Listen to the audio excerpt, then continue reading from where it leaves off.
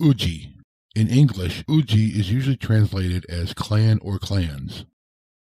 These were political, social, military, economic, and religious, familial, and extended kinship networks which held control and authority in various regions in central and western Japan, creating decentralized loci of power. While the term and the kanji are used to refer to things before and after this time span, plus the kanji is of course used in other words and compounds, the use of uji in English language material on Japanese history for general audiences usually focuses on the context of such groups during the Kofun period and the early Asuka period. Some of these uji held control and influence over relatively small areas, while others were basically their own kingdoms. Like many cases in which there are decentralized loci of power, these ujis would trade with each other, engage in diplomacy, intermarry, fight each other, ally with each other. Some uji would submit to something like an overlordship of other uji, and so on.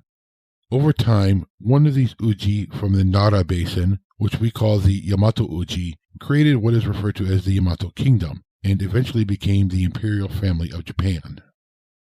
As they expanded and consolidated their power, other uji were eliminated, and others submitted to the Yamato, maintaining a degree of control over their region, but now ostensibly under Yamato overlords, so things were still relatively decentralized. These uji that joined and submitted to the Yamato kingdom created the foundations of the kuge and kugyo. As court ranks and positions were adopted and developed with the early government, this was still pre-Ritsuryo, the heads of uji that had submitted to the Yamato, as well as powerful but more independent but not hostile uji, basically uji that the Yamato would want to try to win over, were given rank and positions based on their loyalty, influence, wealth, and relations to the Yamato, with those closest and most trusted by the Yamato being of highest rank.